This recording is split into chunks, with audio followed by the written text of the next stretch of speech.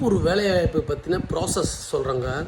So இந்த process வந்து ரொம்ப ரொம்ப முக்கியம். ஏன்னா ரீசெண்டாக எனக்கு தெரிஞ்சு ஒரு 2-3 பேர் என்கிட்ட வந்து மெசேஜ் பண்ணி இது வந்து உண்மையா பொய்யா இந்த மாதிரி பண்ணுறாங்க அப்படின்னு நிறைய பேர் என்கிட்ட கேட்குறாங்க. ஸோ ப்ராசஸ் சொல்கிறேன் பாருங்கள்.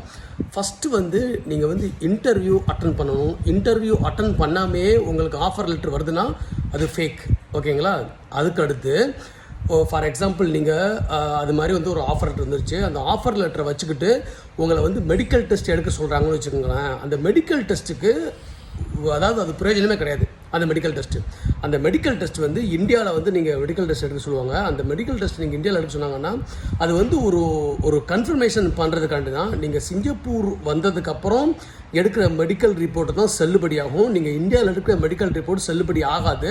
ஸோ நீங்கள் இந்தியாவில் எடுக்கிற ரிப்போர்ட் வந்து ஜஸ்ட்டு வந்து ஒரு டபுள் கன்ஃபர்மேஷன் பண்ணுறதுக்காக தான். ஸோ அப்போ வந்து மெடிக்கல் ரிப்போர்ட் எடுங்க காசு கொடுங்கன்னு கேட்டாங்கன்னா அது வந்து எனக்கு தெரிஞ்சு என்னோடய அனுபவத்தில் வந்து அது பொய். ஸோ எப்படி நடக்கும்னா நீங்கள் வந்து இன்டர்வியூ அட்டன் பண்ணி நீங்கள் ஊரில் வந்து ஒரு மெடிக்கல் டெஸ்ட் எடுத்ததுக்கப்புறம் உங்களுக்கு வந்து ஐபிஏ வரும். ஐபிஏ வந்ததுக்கப்புறம் நீங்கள் சிங்கப்பூருக்குள்ளே என்ட்ரு ஆவீங்க. சிங்கப்பூருக்குள்ளே என்ட்ரு ஆனதுமே உங்களுக்கு வந்து 30 நாள் உங்கள் பாஸ்போர்ட்டில் வந்து அந்த சாப் அடித்து உங்களை சிங்கப்பூரில் என்ட்ரு பண்ணி விடுவாங்க.